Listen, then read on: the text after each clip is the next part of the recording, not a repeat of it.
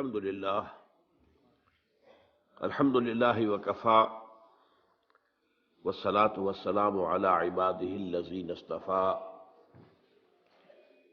خصوصا علی افضلهم وخاتم النبیین محمد الامین وعلی آلہ وصحبہ اجمعین. اما بعد فقد قال اللہ تبارک وتعالی کما ورد فی اول سورۃ البقرہ: اعوذ باللہ من الشیطان الرجیم، بسم اللہ الرحمن الرحیم.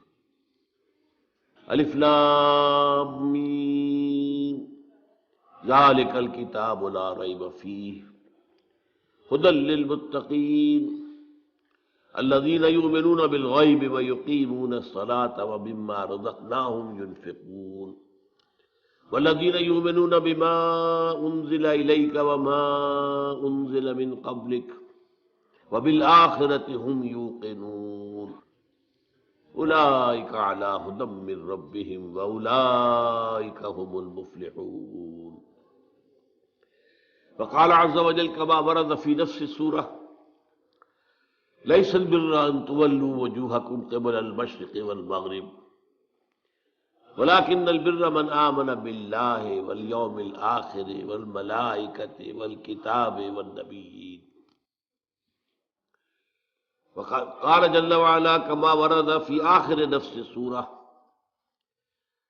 آمن الرسول بما أنزل إليه من ربه والمؤمنون كل آمن بالله وملائكته وكتبه ورسله لا نفرق بين أحد من رسله وقالوا سمعنا وأطعنا غفرانك ربنا وإليك المصير. وقال عز وجل كما ورد في القرآن في سورة التغابن: فآمنوا بالله ورسوله والنور الذي أنزلنا والله بما تعملون خبير. يوم يجمعكم ليوم الجمع ذلك يوم التغابن ومن يؤمن بالله ويعمل صالحا يكفر عنه سيئاته ويدخله جنات تجري من تحتها الأنهار خالدين فيها أبدا ذلك الفوز العظيم. والذين كفروا وكذبوا بآياتنا أولئك أصحاب النار خالدين فيها وبئس المصير. صدق الله العظيم. رب اشرح لي صدري ويسر لي أمري واحلل عقدة من لساني يفقهوا قولي.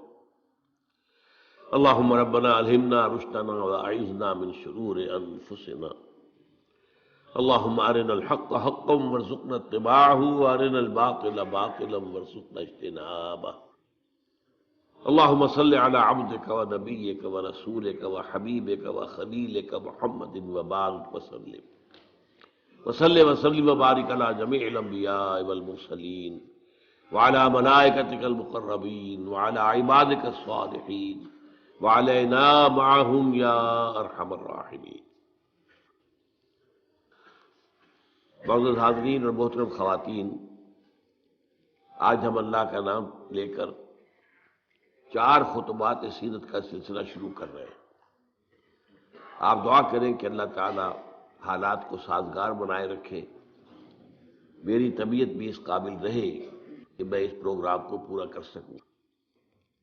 طبیعت میری ٹھیک نہیں ہے، آپ کو میری آواز سے بھی اندازہ ہو رہا ہوگا. تاہم جیسا بھی کچھ ہے، اللہ تعالیٰ جو ہے اس میں اس کام کو جاری رکھنے کی توفیق دیا رکھے. یہ اسی کا فضل و کرم ہے. یہ جو پہلا خطبہ ہمارا ہے سیرت کے بارے میں، اس کا عنوان ہے فلسفہ دین میں نبوت و رسالت کا مقام. یہاں لفظ فلسفہ قابل غور ہے. کیا فلسفے کا دین کے ساتھ کوئی تعلق ہے؟ عام طور پر یہ لفظ دین کے حوالے سے استعمال نہیں ہوتا. ہم حکمت قرآن، حکمت دین یہ استعمال کرتے ہیں، اور یہی قرآن کی اصطلاح بھی ہے. فلسفہ قرآن کی اصطلاح نہیں ہے، حدیث کی اصطلاح نہیں. ان دونوں میں جو فرق ہے وہ نوٹ کر لیجئے. فلسفہ خالص منطق کی بنیاد پر آگے چلتا ہے، جہاں کوئی چیز منطقی طور پر ثابت نہ ہو وہاں فلسفہ رک جائے گا، آگے نہیں بڑھے گا۔ جبکہ حکمت جو ہے اس میں جہاں منطق سے بھی سروکار ہے، وہاں فطرت کے اندر جو چیزیں اللہ نے ودیت کی ہوئی ہے اور جو بدیہیات فطرت کہلاتی ہیں، جن کے لیے کسی دلیل کی ضرورت نہیں ہے، بلکہ دلیل جو ہے ان کے لیے ثابت کی نہیں جا سکتی، ان چیزوں کو بھی ملحوظ رکھتے ہوئے فطرت سلیمہ کی رہنمائی میں عقل اور منطق اپنا سفر طے کریں تو اس کا جو نتیجہ ہوگا اس کا نام حکمت ہے۔ قرآن مجید میں حکیم انسان کی ایک بڑی مثال دی گئی ہے حضرت لقمان کی صورت میں، وَلَقَدْ آتَيْنَا لُقْمَانَ الْحِكْمَةَ أَنِ اشْكُرْ لِلَّهِ۔ ہمارا جو منتخب نصاب ہے پارہ قرآن حکیم کا، اس کا تیسرا درس اسی پر مشتمل ہے، سورہ لقمان کا دوسرا رکوع۔ البتہ ایک بات جان لیجئے کہ فلسفے کی بہت سی شاخیں ہیں۔ منطق خود ایک فن ہے اگرچہ، لیکن وہ فلسفے کی شاخ شمار ہوتا ہے۔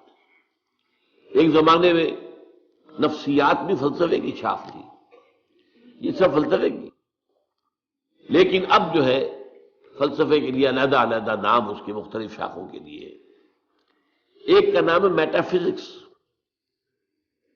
میٹا فزکس جو ہے اس کا براہ راست تعلق جو ہے دین کے ساتھ ہے۔ ایک ہے فزیکل ورلڈ، وہ جو ہم اپنے حواس خمسہ سے جس کے بارے میں معلومات حاصل کرتے ہیں، جو مادی کائنات ہے، چاہے ہم نے اپنی ننگی آنکھ سے دیکھا چاہے ٹیلیسکوپ سے دیکھا، دیکھنے والی شے تو آنکھ ہی ہے نا۔ ٹیلیسکوپ تو کچھ نہیں دیکھتی، دیکھتی تو آنکھ ہے۔ ٹیلیسکوپ نے اس آنکھ کا دائرہ بہت وسیع کر دیا۔ مائکروسکوپ سے دیکھا تب بھی دیکھا تو آنکھ نے ہے، مائکروسکوپ دیکھنے والی شے نہیں ہے۔ تو چاہے انسان نے اپنے حواس خمسہ سے مجرد جو ایسے کہ وہ ہیں ان سے کام لے کر کچھ معلومات حاصل کی، خواہ اس میں جو اضافے ہو گئے، دوربین آ گئی، خوردبین آ گئی، وغیرہ وغیرہ، ان سب سے جو بھی چیز ہمیں معلوم ہوتی ہے وہ فزکس کا دائرہ ہے، طبیعیاتی علوم، فزیکل سائنسز۔ میٹا فزکس اس کا نام ہے جہاں یہ کہ حواس جو ہے یہ ساتھ نہیں دے سکتے، حواس کے دائرے سے باہر۔ میٹا فزکس، فزکس اور میٹا فزکس یہی فرق ہے اس میں۔ اب ظاہر بات ہے، میں نے ابھی جو آیات آپ کو سنائی ہیں سورہ بقرہ کی ابتدائی آیات اس اعتبار سے بہت اہم ہے۔ الف لام میم ذالک الکتاب لا ریب فیہ ھدی للمتقین الذین یؤمنون بالغیب۔ قرآن مجید سے استفادے کی شرط اول ہے غیب پر ایمان۔ غیب وہی چیز ہے جو آپ کے حواس کے ذریعے سے آپ کی گرفت میں نہیں آتی، آپ کے علم میں نہیں آتی۔ اب ظاہر بات ہے ذات باری تعالیٰ ہے، ظاہر ہمارے دائرہ حواس سے بلکہ عقل سے، وہم سے، خیال سے سب سے ماورا، وراء الورا ثم وراء الورا۔ فرشتے ہیں انہیں ہم نہیں دیکھ سکتے، اور اسی طریقے سے وحی ہے وہ کیا ہے ہم نہیں دیکھ سکتے، نہیں جان سکتے۔ یہ سب جو ہے میٹا فزکس کا میدان ہے، اور فزکس کا میدان وہ ہے جو کچھ ہم دیکھ سکتے ہیں۔ میٹیریل ورلڈ ہے، جو بھی میٹیریل چیزیں ہیں وہ فزکس کی ہیں، اور وہ میٹا فزکس ہے۔ تو قرآن کا جو میٹا فزکس ہے، اب ظاہر بات ہے کہ جب سائنس بہت آگے بڑھ گئی ہے، فزیکل سائنسز، تو ضرورت اس امر کی تھی اور اب بھی ہے کہ قرآن کے میٹا فزکس کے ساتھ جدید فزکس سے حاصل شدہ معلومات کو جوڑا جائے، دیکھا جائے۔ یہاں پہ تضاد تو نہیں ہو سکتا، ناممکن ہے۔ اور بہترین بات ہے جو ڈاکٹر رفیع الدین مرحوم نے لکھی، قرآن is the word of God and this universe is the work of God۔ کس نے بنایا اس کو؟ یہاں کے قانون طبیعی جو بھی ہے، فزیکل لاز، کس نے بنایا ہے؟ یہ ساری کائنات کس نے بنائی ہے؟ کون اس کو چلا رہا ہے؟ یدبر الامر من السماء الى الارض، کون؟ اللہ۔ تو word of God Quran, work of God کائنات، ان دونوں میں کوئی تضاد تو ممکن نہیں ہے۔ عام انسان کے بھی قول و فعل میں تضاد ہو تو ہم اسے سمجھتے ہیں بڑی گھٹیا بات ہے. آپ کا قول یہ ہے، آپ کا عمل یہ ہے. اللہ کے قول اور عمل کے اندر تضاد کیسے ہو سکتا ہے؟ یہ ضرور ہوا ہے کہ قرآن مجید تو آج سے 1400 برس پہلے جو ہے نازل ہوا ہے. اس وقت انسان کی جو مادی معلومات تھی وہ اتنی کم تھی کہ قرآن مجید میں فزیکل فینومینا کا جو تذکرہ ہوا ہے ان کو صحیح طور پر سمجھا نہیں جا سکتا تھا.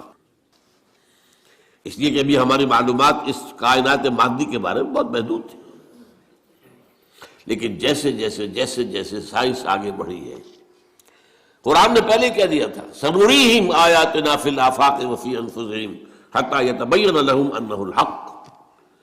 یہ ہم قرآن تو آج دے رہے ہیں تمہیں، لیکن ہم اپنی آیات، نشانیاں آفاق اور انفس میں دکھائیں گے دکھائیں گے دکھائیں گے اور دکھائیں گے، یہاں تک کہ یہ بات تم پر بالکل واضح ہو جائے گی، مبرہن ہو جائے گی یہ قرآن حق.